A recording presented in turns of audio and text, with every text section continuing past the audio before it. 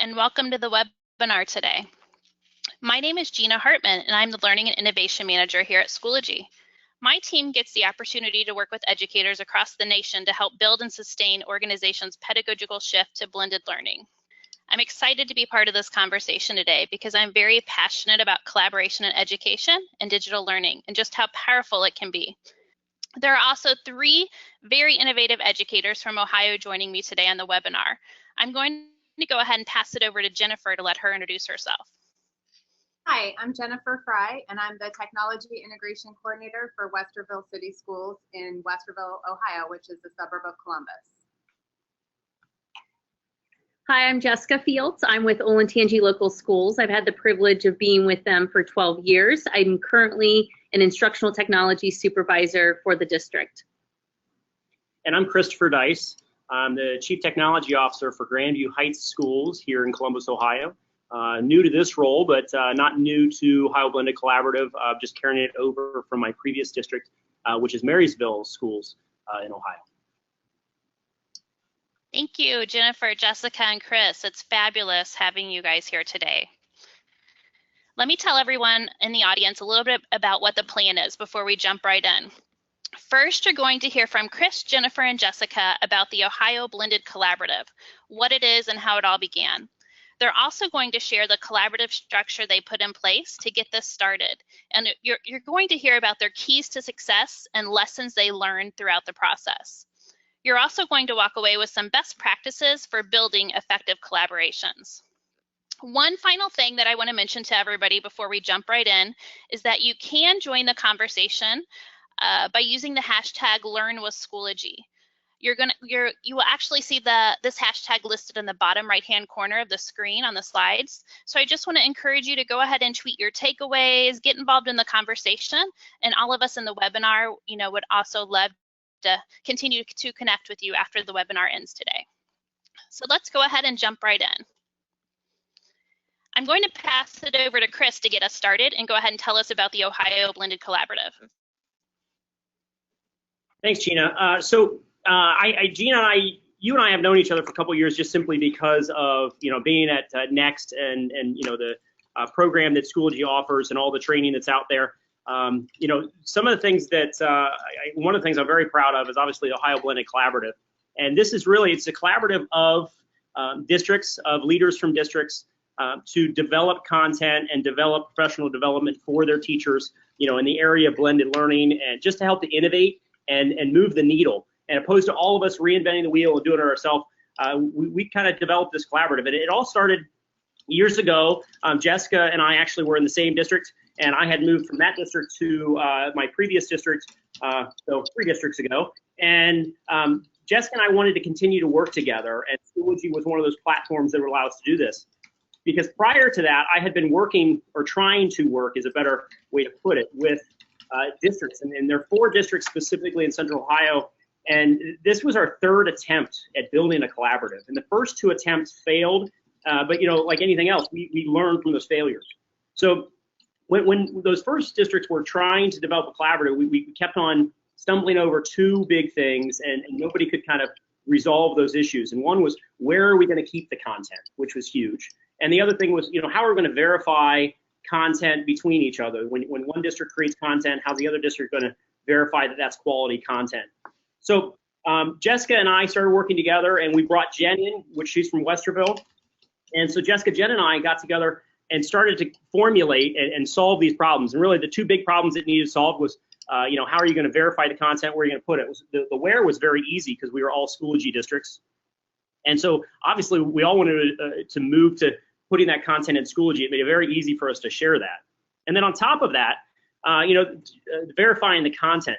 So we are all very busy at what we do, and to respect that, we partnered with a 3rd-party organization, just a consulting company that does professional development for teachers, and it's Connecting Ed is the name of the company. And what we were able to do with Connecting Ed is have them act as the verifiers. They're the ones that actually would deliver a lot of the professional development to the teachers in the districts, and we bring them all together. And then they also were, kind of working with the teachers to make sure that the quality of the content that was being developed met our standards for the rubrics that we created. So, teaming with Connecting Ed and all of us willing to take the risk on for seeing this, this vision, this shared vision that we had, and knowing that we could innovate through this process in order to make sure that we're all moving the needle for all of our districts, that we're taking them from 1 or 2, 3 steps forward in this blended environment. So that more or less, that's kind of how it all got started, and we're very proud of that. I think we've all learned a lot in this process, and we're very happy to share what we've learned. Great, thanks for sharing some of that background information, Chris. We all know that the infrastructure, resources, and just the structure of school districts can definitely vary. So I wondered if each of you could just tell us a little bit more about your district and really why you wanted to do this. Well, I'll go ahead and start. At the time, I was in Marysville, and Marysville Schools has about 5,000 students. That's a mid-sized district in Ohio. And we had a few things that were really pushing us to that. Well, we had a superintendent that she's pedal to the metal. Diane Mankins was my superintendent there, and she was phenomenal as far as pushing us to make sure that we were doing everything we could to support our educators and to support our students. And we were new to blended learning. I think it was a revolution going on in that district as far as what we were offering, and a lot of things were changing.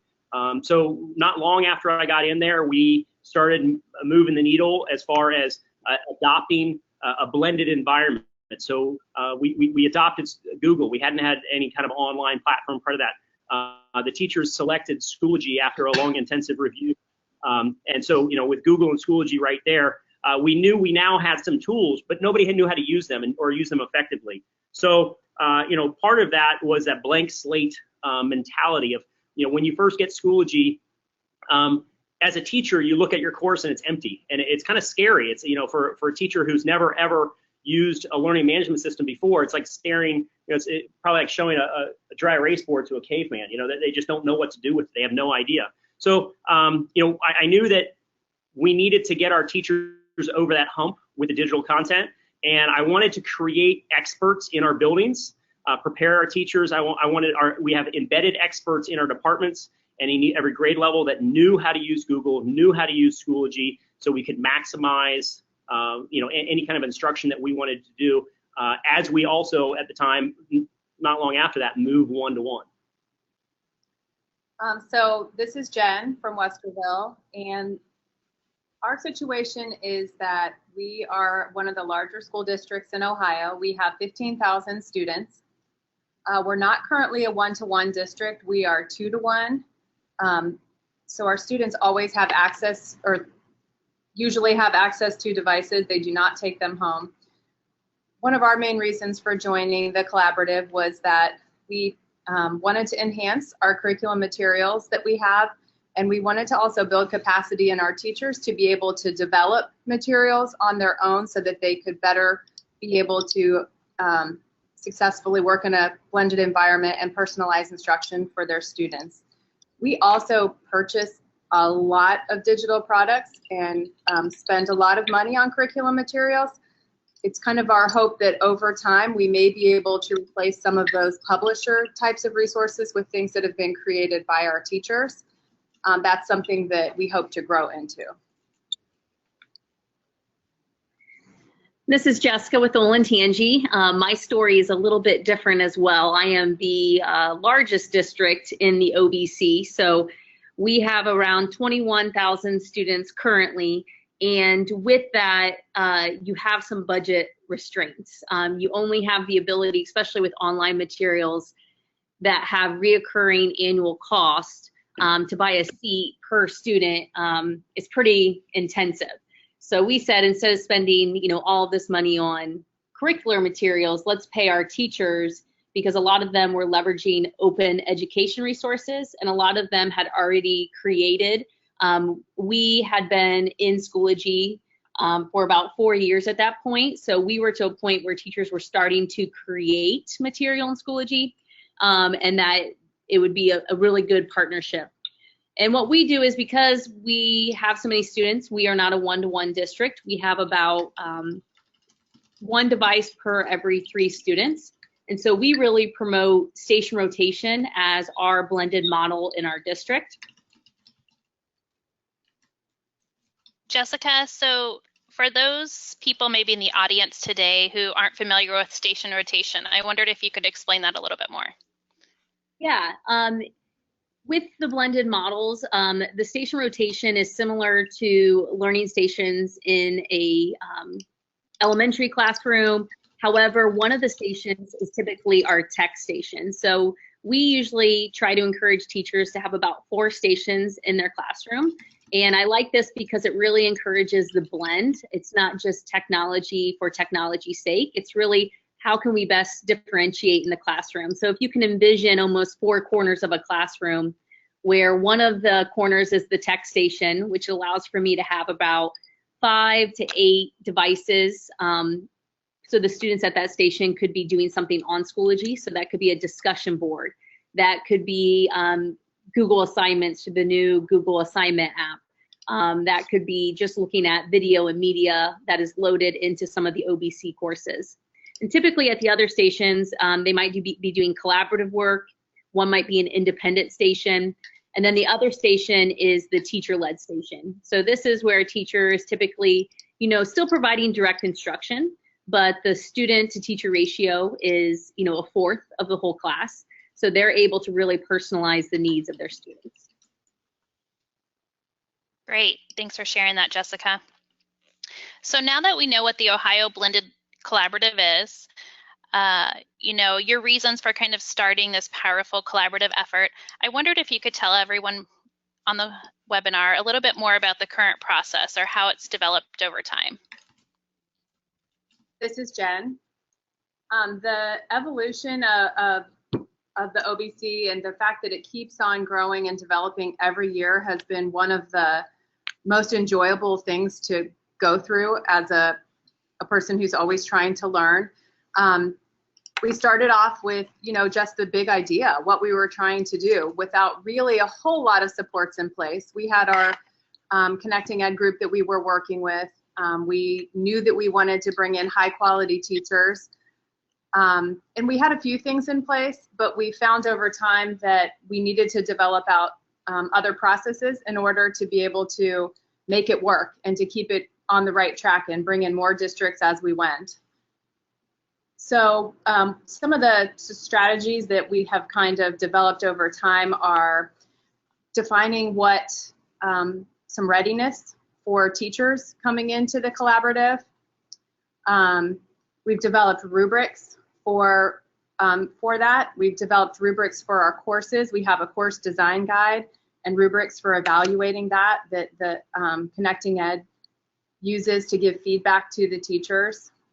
And one of the things that we've really come upon is that after we wrote a course and we took 1 year to do that, we realized that that really wasn't enough time to fully develop out a course, and we decided to put our courses into a 2nd year of revision. So we've developed a revision cycle. And the life cycle of a course for us is now looking like year 1, we build the structure, we build a full course, and that's either done with 1 educator or 2 working collaboratively together. Sometimes they're from the same district. It could be 2 teachers from across the districts, and sometimes it's just 1 teacher. And they develop the course. And then in year 2, we take the course and we take it out to all of the other districts who bring in revision lead teachers or revision teachers to give feedback to the course revision lead. And they're using the materials, they're adding materials to it, they're giving feedback on the course, and just living through it for a year while giving continual feedback so that the course lead can continue to improve the course. And then after the 2nd year, the course is going to go into the hands of the districts and be considered a completed course materials ready to go out to districts for them to then use in the way that they need to. And Gina, I can see that Megan had a question about with the new assessment feature that just came out on Schoology, how we envision this, integrating with the current OBC courses. So what's kind of fascinating is we just had a meeting yesterday and we were talking about next year what we would like to do, because at this point we have 28 courses, to kind of stop, pause, and really take in all the feedback from the teachers who are currently using it, and then potentially incorporating some of the new assessment features and some of the new assessment test question items. That's great. Thanks for going ahead and answering that question that came in, yeah, about your revision process. So I see that Matt also asked a question about what's our maintenance after a course is completed. And so it's a dynamic process. Nothing will ever be completed. Although it's completed for release, it's never really going to be completed. It's up to the collaborative itself, and that's one of the beautiful parts about the collaborative, is that we all share in the decision making of what we want to do next. And we come together multiple times a year, all 10 of us right now, and try to decide what we're going to do next. So Matt, you bring up a really good point, and this is one that we've talked about multiple times. What do we do next? Like, what do we do with that material once that course gets to be 3 and 4 years old? And that's a valid question, because it's something that we're going to have to address. We're going to address it collaboratively and try and figure out what's best for OBC. But inevitably, that content has to be revised, right? So that content has to be made better, more relevant, updated. And so that'll become part of OBC to not only look to the future of what's new that we have to create, not only look to what's currently in cycle that we're creating, but also look back and say, hey, there's some material we made 2, 3, 4 years ago that really could use updated, and we'll have to figure out a way around that. Completely confident that we will do that, but that'll have to be part of our process. Thanks. So I'm wondering about some of your successes at this point. Can you tell us a little bit more about that? Yeah, Gina, what I find was fascinating at the beginning of this process is that we quickly, the 3 of us, found that we were not the only ones struggling with this. All of the districts and some of the districts we were working with in Ohio, they were all trying to figure out a way to help teachers, teach in 2017, 2016, in the 21st century. And it's almost like drinking out of a fire hose sometimes when you're on the web and the amount of learning modules and resources that you have. And so we knew that we had to approach this together, and we reached out to districts who we had worked with on other projects, and some saw us in present at conferences, and we were able to grow to 10 districts. So what's great about the collaboration process is the more districts that get involved, the more content, the more robust, the more resources we have. And what I'm most proud of is in my district that I've seen an increase in the use of the learning management system as personalized learning. Again, this is our 7th year with Schoology, and I would find that there were courses that were just list of links after link after link. And for teachers to be able to look at these OBC course shells, it really gets them to see how students can interact with the teacher. It's really a 2-way communication, ebb and flow. It's not just here, click on this and watch this video. One thing that kind of stands out too for the teachers that we selected to develop the courses, these are like our most gifted tech future ready teachers, and to deliver PD to them was very difficult. So they found coming out of this, working with Connecting Ed, that it was some of the best PD that they've ever had, and they've actually brought it back to their buildings and has started like small collaboration, taking the same model that we've implemented and have been working with their grade levels. So I know that in the poll at the beginning, there were a lot of instructional coaches. This is a fantastic strategy if you want to have something go either grade level specific or department specific. If you set up a rubric and you have them build in Schoology, it's such an easy way to share resources. So I have 23 buildings, going to be 24 buildings in my district. And so in order to share, we needed this, and we needed Schoology. The other thing that I want to address is the last bullet point, Gina, there, that we've had the ability now to develop 28 courses. That's in 3 years. In 3 years, we have developed, and again, we want to mention that this is still a shell, and we're working through really, continuing this evolution process. but we were able to produce, up to date 28 to 30 courses. And what's nice about this is if you look at the courses on your screen, we did this strategically. So we came in as the instructional technology leaders and curriculum leaders of our district, and we said, where do we need resources? Where are teachers asking for supplemental resources? Where do they need content? Where do they need help? And we kind of started making courses around the courses that were the most, what would you guys say, that need the most high demand. And then what we also tried to do is we try to create consistency. So if you look to the right of your screen, you'll see that for our English class, we created courses 9 through 12. We didn't want one grade to have this awesome blended learning experience, and then in 10th grade, that teacher not have resources to do the same thing for their students. So you'll start to see bands of learning, and that's been, just a really great thing to be a part of. So just to add to that, Jessica did a great job kind of defining what we did as far as the courses, and a big part of that was, where are our gaps, where are our highest demand, but in conjunction with that, we had to weigh that and balance that with where do we have educators who are ready for OBC? Where do we have educators who are close to making that step and that leap in order to be able to develop high quality content? So that was a balancing act of not only finding where the gaps were, but also where we had capacity. Yeah, and it looks like we had a question come in from Megan. She was asking just about if your courses have a similar format, how it was set up, and actually we have a screenshot that you shared with us. So I wondered if you could tell everyone a little bit more about that, some of the components in your courses that are being built. Sure. So this is Jen. If you take a look at the anatomy of an OBC course, they do have a similar feel and expectations for what's happening in them. The courses have to have a course overview. They have to have they need to have a plan for how the teacher would implement it. That's something that they share with teachers, like how the course would look in action. They need to have an assessment component.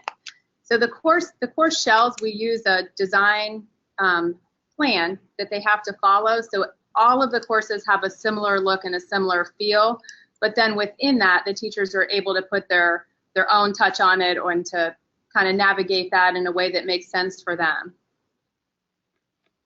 And I do want to say too, if you look at the folder that's expanded a little bit, we do follow UBD model for developing our lesson plans and our units. So you will see that it has a performance task, that it has an assessment, that as these students go through these learning modules, they have the ability to know that if they master this, this is what, lets them move on potentially to the next unit.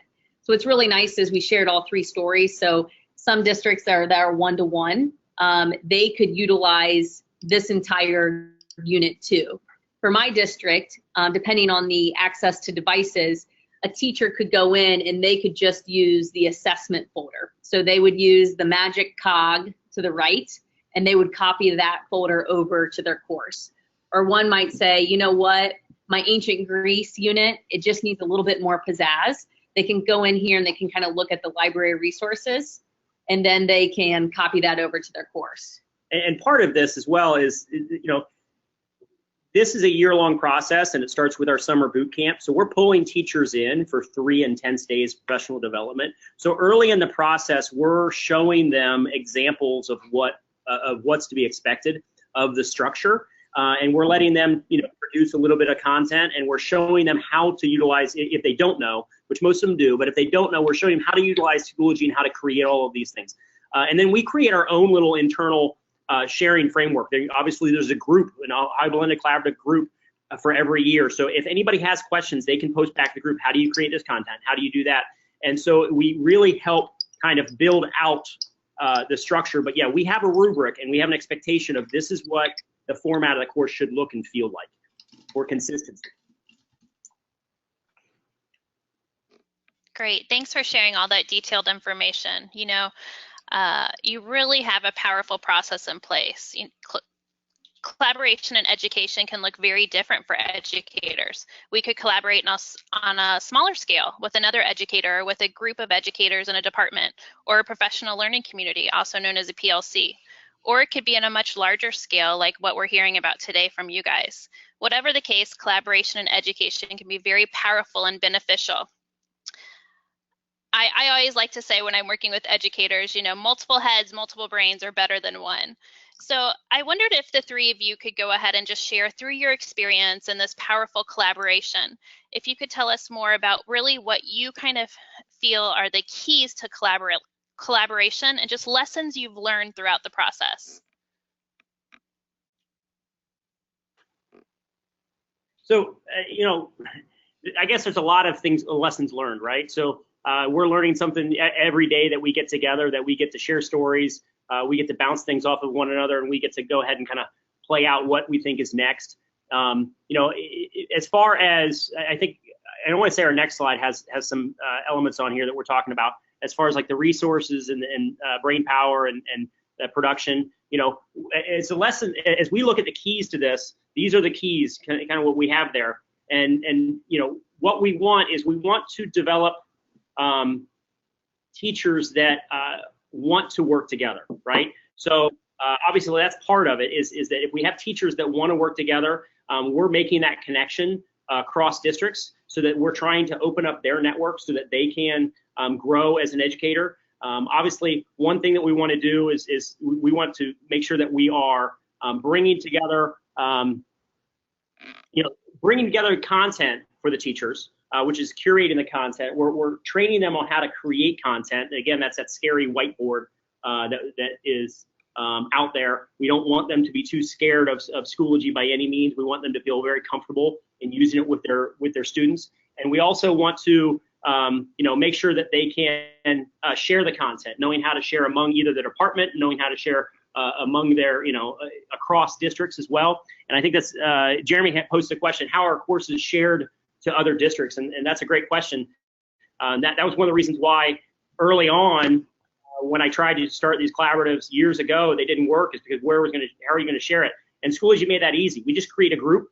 We put the content in the group, and there are people in every single one of the districts that have access to that group. They can copy those resources and materials out to their teachers, their departments, grade levels, however we choose to do it. And the materials, I mean, that's all well and good. And again, you know, to go back to some of the stuff we talked about, the materials are one part of it, and the resources are one part of it that we shared. The biggest change to me personally is the fact that, you know, it's that brain power. The teachers now have developed into a much better educator.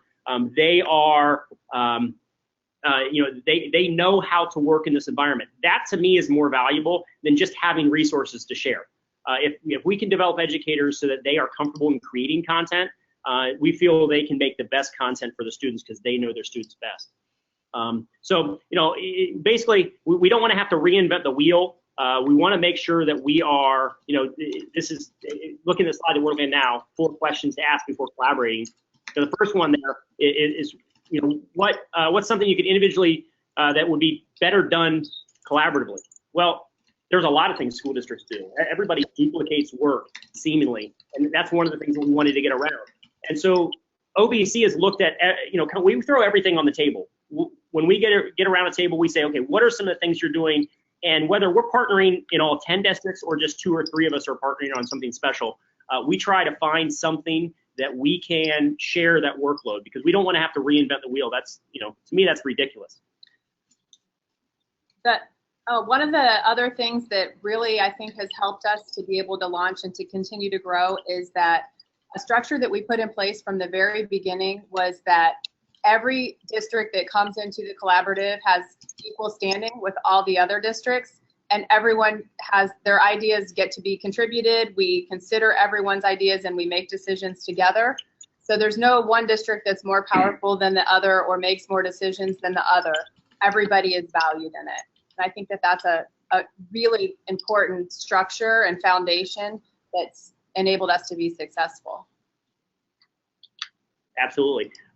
So I'm lucky that they placate my ideas. Sometimes they don't like my ideas, but, you know, Gina, you know me well enough that some of my ideas can be crazy, but some of them have taken off. So with that, though, one of the things is that how do you structure collaboration for success? I think in order to do that, we had to throw out the definition of success. So we had to say that part of the definition of our success is that we're working together, that we're not independently doing the work. It wasn't we're just coming together to talk and discuss, but then all going back to solve the problem separately. We're coming together, we're discussing the problem, we're solving the problem together, and then we're taking that solution back to our district. So I think that's kind of huge for us. Platforms for user collaboration, well, obviously Schoology is a huge one for us because that's kind of what we based on. We actually do have a district that's not using Schoology that they're building, but we're working with them on using QTI and Common Cartridge to kind of to play around with moving content. The idea is that we as a collaborative, we want to work with anybody and everybody that wants to work with us. Because we feel everybody has value and everybody's going to bring something to the table. So it's pretty powerful in that. So platforms collaboration, anything that we can utilize to leverage to make it easier on us and to make it easier on all the districts that are involved. And then the last thing is just what's the most current need you could benefit from collaboration? And there are tons of needs. You have to ask yourself that question, and everybody that comes to that table, we ask that question too, because whatever you bring to the table, Jessica, Jen, and I have all brought things to the table that have become lengthy discussions for the group. I think one thing that's pretty fascinating with this idea of collaboration in Schoology is I have my guidance counselors. They're collaborating on their student service page. I have all of our district PD that is built into a Schoology page, and all the principals are loaded into that one course, and they use that course to present their professional development to the district. I have my media specialist doing book talks in Schoology, and they will share that book talk with another media specialist. And it's so great because, again, they don't have to reinvent the wheel. I would agree. I think that is really powerful. Just with those different leaders, different groups that you work with in your district, just even modeling how you're using it, modeling when you're working with the administrators or working with your librarians or your different groups. I really think that can have a powerful effect and impact. What I want to do now is, you guys have shared so much wonderful information with us, and really how powerful, this collaborative effort is with you guys, with you building the Ohio Blended Collaborative. I think it's a great time to go ahead and maybe go back to the audience and collect some feedback from them. I'd like everyone to kind of think of a time when you were part of a successful collaboration. What 2 ingredients would you consider the most important in that collaboration?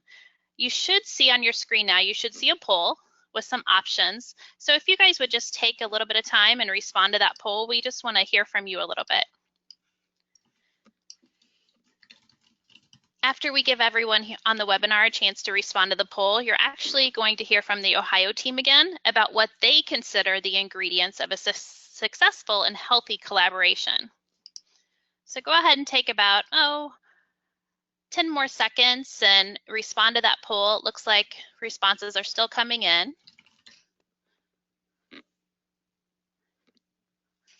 And we'll see what everybody on the webinar thinks are some of the most important ingredients.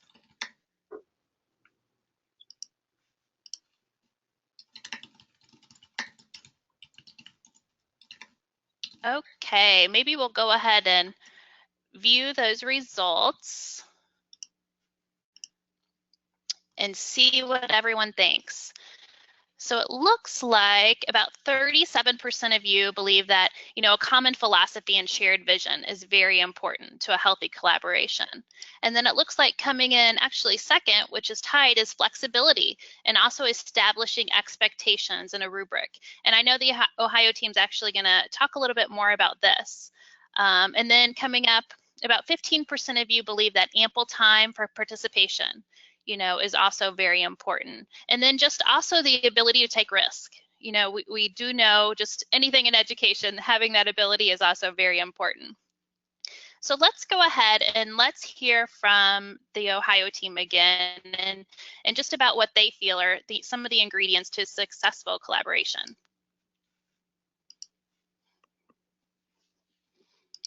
I'll go ahead and pass it back over to you guys.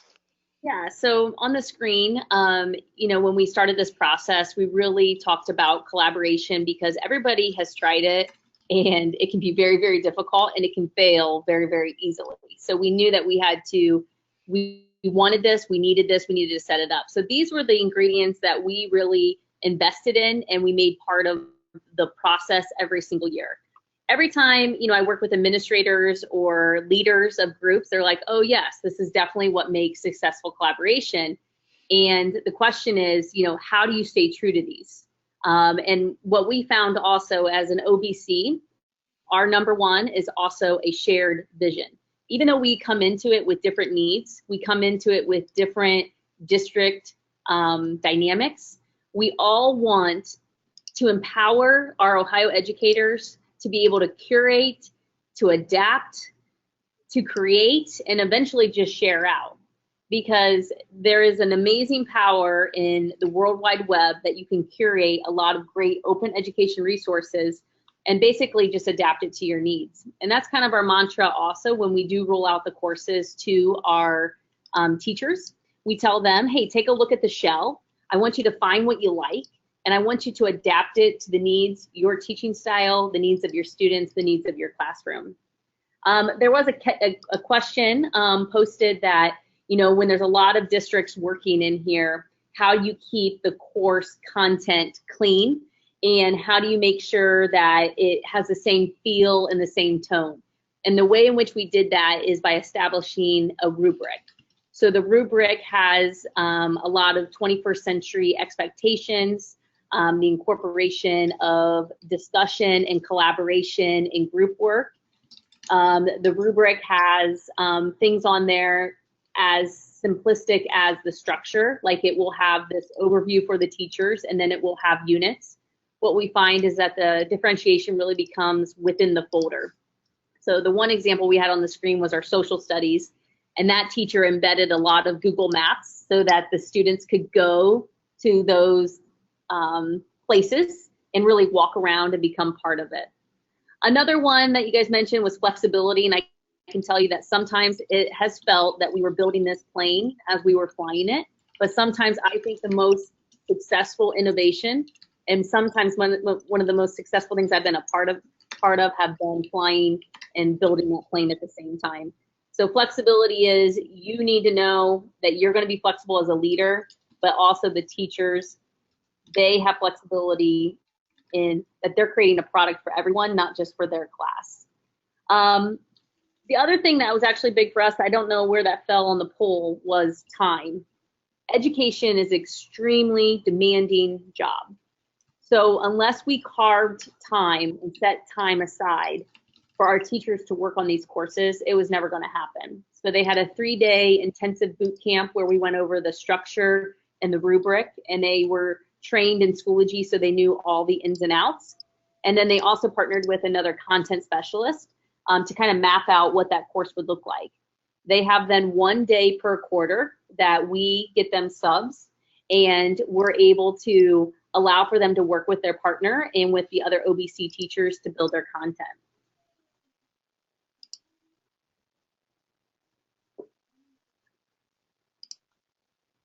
Great, thanks for sharing, you know, just the ingredients, what you guys think make up a successful collaboration from your experience. You know, it's really wonderful what you've accomplished through this powerful collaboration. I'd love to kind of hear more about what's next for the Ohio Blended Collaborative, and could you tell everybody more about that? One of the things that we're looking forward to is how do we continue to professionally develop our teachers, and not just the teachers that are part of the writing course materials, the actual OBC writing, but how do we develop all the other teachers as they're beginning to use the course materials? What professional development do they need, and what does that look like? And so we're starting to talk about evolving into how do we harness the power of the collaborative in order to move as many teachers along and provide what they need to be able to work in this blended learning environment and be successful in personalizing learning for kids. What do they need, and how can we utilize the collaborative in order to do that? We are definitely looking forward to revising the courses that we've already built and working really hard to make those just the best quality content that we possibly can. And one thing that has been so fantastic and continues just to evolve is that the teachers who are in this collaborative can turn into future leaders. Even in our own district, one of the teachers who was a course lead writer last year ended up becoming one of our ed tech coaches this year. So it became an opportunity where it helped that person in their leadership skills, and now they're able to help us to continue to move these efforts forward. We're also, one of the things that we are starting to collaborate on and look forward to doing more of is building PD together. Again, this is something that districts do all the time. Everybody independently is creating PD for their teachers based on their district needs, but a lot of times there's overlap in that work. And so how can we work together to build together on that PD, or how can we share what we've already built so that everybody doesn't have to reinvent the wheel? Jessica, do you want to talk about OBC meetups? Yeah, so what I would like to do now is, unfortunately, we only get to have about one, maybe 3 teachers that get to participate in the development OBC, and there are a lot of teachers that apply in my district that are not accepted. So we're trying to find opportunities where on a Saturday, we're going to develop a meetup at a local spot, and teachers that want to stop by and develop course materials around ancient civilization, they can come and meet with like-minded teachers, and they can build it together. So it's really fascinating about, Schoology, and because so many Central Ohio schools use Schoology, we have the ability to get into one course together and build the materials. I'm also starting to do, and we've been talking about doing kind of with the creating of the PD. I see that there's a question from Charles about how do you, get a school started with using Schoology to host professional development materials. And I started this with my district about 2 years ago, where I worked with all of the curriculum departments, so all of the supervisors, the gifted literacy support, our secondary and elementary curriculum. We sat down and we looked at the PD that we delivered to teachers, and I started showing them how they could make that online in Schoology. So how they could leverage media albums to post evidence. A lot of our teachers, when they take an OBC course, an OPDA course, which is our professional development, they develop a portfolio. So we're making them use the Schoology portfolio, and they have to find materials of their learning to show evidence. Another question that I see that's on there is,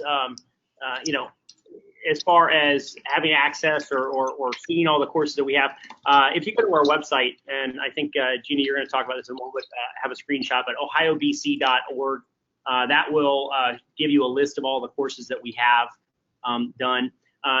Also, in conjunction with what Jessica said, as far as professional development, I know Jen has moved a lot of her teacher onboarding, classified staff onboarding, transportation onboarding. So basically creating courses in there where we're getting the teachers onto Schoology, right from the get-go in order to make sure that they're part of the organization.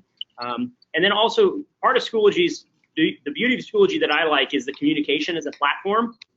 And some of the things that I've done in my district are things like, since we're one-to-one with Chromebooks and we authenticate off of Google, we've set Schoology as a student homepage. So we know when a kid opens up a Chromebook, the first thing they're doing is they're looking at Schoology.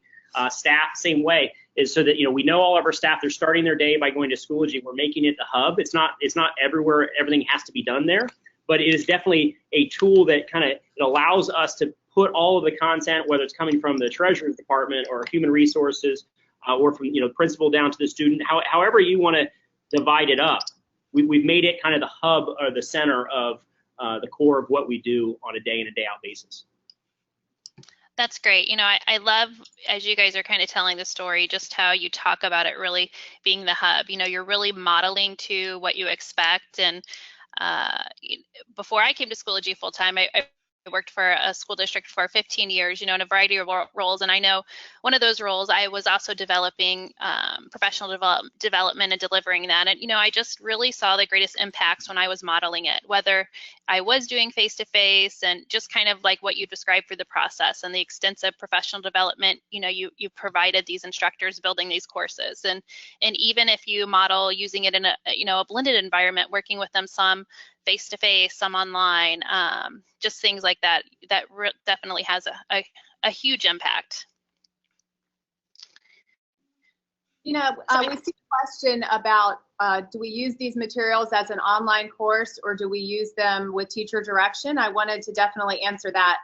We can consider these to be blended course materials, meaning they are definitely not meant to be a standalone online course. They're meant to be used in the classroom, face-to-face with a teacher in a blended fashion. And next question I saw on there was private schools collaborating. Collaboration is going to work wherever you have a common vision, right? So I think I don't know of any specific private schools collaborating. Although I do know that there are some groups within Central Ohio. There's several. There's like a tech ed group where a lot of technology leaders come together, and we have private schools there. We have public schools there. So those are just groups of people meeting, and I'm hoping that Ohio isn't the only place this occurs. So I hope other areas in the country, there are groups. You just kind of have to get together and foster that. I can tell you when I was out in a little further outside of Central Ohio working, I kind of prodded people to create a group for that area, and so it kicked off, and it's still going today. So just have the initiative to, if there isn't a group, create your own and try and get people together, get an agenda, get a vision, make sure everybody's on board, and I think that you'll all benefit from that. Also, there's a question on there about, teachers, is this an additional workload to the teachers? Part of the OBC is that, the districts share the cost of connecting ed in order to have them help facilitate professional development and have them work one-on-one with the teachers through the rubric and do all of the intensive PD. But additionally, we all do pay our teachers a stipend for the content. In some way, shape, or form, there is they are compensated, whether it's that is part of their 1 or 2 periods a day that they have, or whether they're actually getting a physical stipend. And I think the vast majority of us have just done the stipend standpoint. So the teachers are getting paid for this extra content to develop that. Another question I see is, what grade levels are these courses being created for? Originally, we were developing content in grades 6 through 12. And then this year we actually took it, stepped down a level into elementary and started developing some course materials for 5th grade as well.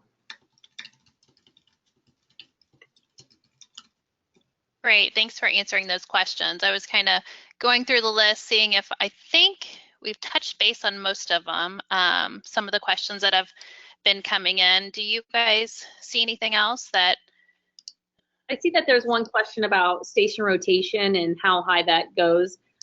We really see station rotation more like 2nd grade through 12th grade. We're starting to see it more at our primaries. But as teachers start to evolve with their blended learning practice, we do see that they start to gravitate towards individual rotation model, which is another blended learning model. And basically, they're leveraging hyperdocs and creating one page where students might go to a discussion board, or they may go to a video, or they may go to a map or a website. I kind of refer to it almost like as a web quest in the old days. And they take notes and kind of work at their own path and pace. So more towards our upper grades, we see more individual rotation. So another question that came in was, do you have an estimate as to how long it takes to fully build out a course? Any idea about that? So yeah, we were very ambitious. We thought we could do that in a year early on. We kind of found that it really is going to take about 2 years. You can get a very good solid core of a course, a very good structure in place, and a lot of content in 1 year. But when you start to dig in, does it differentiate, and does it really Do you have multiple question banks? Do you have those kind of things? No. And so we're really finding out that we're having to spend a second year on working with that, developing that course. And what we like to do is we like to pull additional educators in to kind of focus in on the content that is in that course and beefing it up, adding more, so that teachers that are using it down the road have options and choices. And then the next question I saw was do you have the support of your administrators? It's kind of funny you ask that question, because that was kind of the issue, one of the issues we had early on that when I tried this collaborative about 6 or 7 years ago, and it failed. It's because truly it was some of the top administrators in the area, in those districts, and they just got in a room, and unfortunately they could not they couldn't get over some of these hurdles. They couldn't innovate. And so I was lucky enough that when I did go to another district and I was working with Jessica and I were both equal administrators in our districts, and we had the blessing from our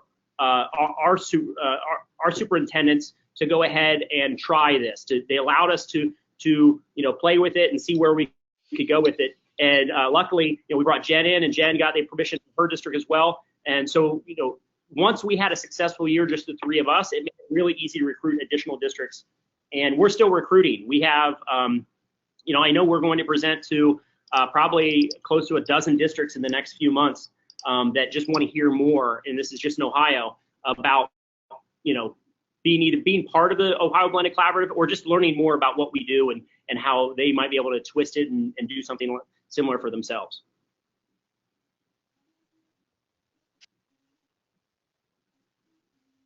Great, thanks. It looks like we have one additional question that came through. Maybe just some people on the line are wondering, why do you create? Again, I think it goes back, you guys talked about this already a little bit. Why did you do this? But rather than just purchase digital curriculum, if you just want to touch on that just a little bit more, some key points, and then we'll kind of wrap up. Well, so the ability to personalize the course materials is really the biggest thing that we're able to do through this. Even though we're building a framework and we're building content, once a teacher takes the content, they're able to do whatever they need to do to personalize instruction. So if there's some activity that they always do with their kids and they know that that works, they can add that in. If there is some interactive that they want to put in for one specific child or a small group because that's what they need, they can do it. It just allows the teacher to be very nimble and really responsive to the needs of their kids, whereas purchase digital curriculum at times can be, you're dependent on what the publisher is giving you, and it's also very costly. So there's definitely very costly. So we're working together, and that's one of the advantages of this collaborative, is that it's a cost-effective way to develop content because we're pooling our financial resources as well as all the other resources we talked about. Yeah, Jen kind of highlighted that.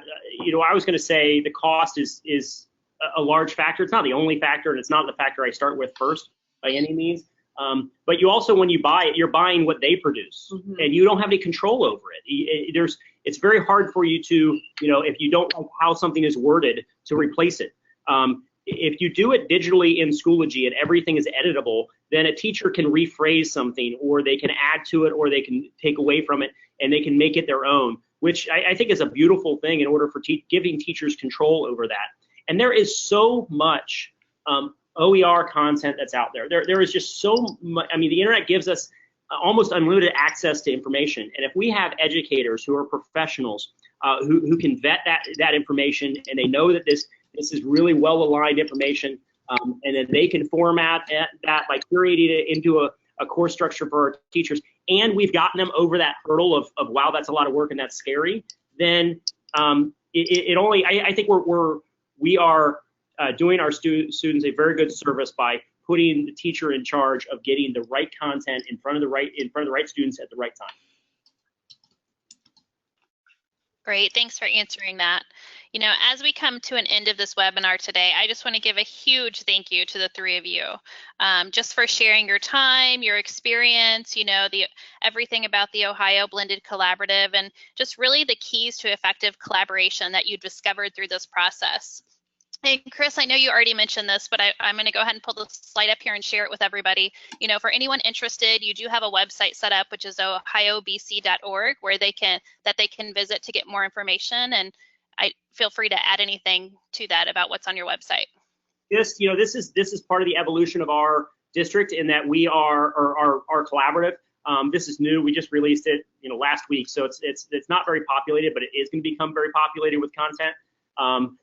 This will be one of our blog posts without a doubt, putting this video out there. So thank you for that. But we're moving to kind of organizing and standardizing things for our districts. Getting 10 districts, we're kind of getting that position now in our organization where we get questions of, now where's this stored again, and how do I get to that? And I don't remember what was, because we're kind of that shotgun approach where information's all over the place. So we're using the website. We're using a couple other things. We're creating a guide, a handbook in Schoology. Yeah, so for everybody. So we're trying to figure out ways, efficiencies where we can kind of communicate that information. And this is just one of them. We have a lot of districts, a lot of people that ask us about the OBC. So we just created a website so we can send them there, opposed to we did actually have a PDF before that. We were emailing them out. So we're just kind of evolving. And Gina, if some people ask, how could they learn more information, if they want to collaborate on developing professional development materials or OBC materials, they can contact us through that website. Okay, great. Well, and that kind of gets me into our last slide as we wrap up today, some final points. Another way they can connect with us and just continue the conversation. I know all four of us are on Twitter, and if you look at the bottom right-hand corner of your screen, you're going to see if you just want to tweet with that Learn with Schoology hashtag. We're all on. We would love to continue the conversation. You could ask more questions. That's another way to keep in touch with all of us. Also, the Schoology team will share a recording of this webinar very soon with everyone that registered. And then also, if you're interested in just learning more about Schoology, you're going to see a couple different links on this slide. You can just visit schoology.com to learn more about our learning management system. But also, if you want to learn more about the Schoology professional development services that are provided, you can also visit schoology.com/PD. And as we wrap up, I just want to thank everyone for attending, and just again, thank the three of you. Thank you so much for sharing your experience, your knowledge. It's really wonderful and very powerful what you guys are doing in Ohio. So thank you very much. Thank you very much for having us on. Thank you. Thank you. Yeah, everybody have a fabulous rest of the week.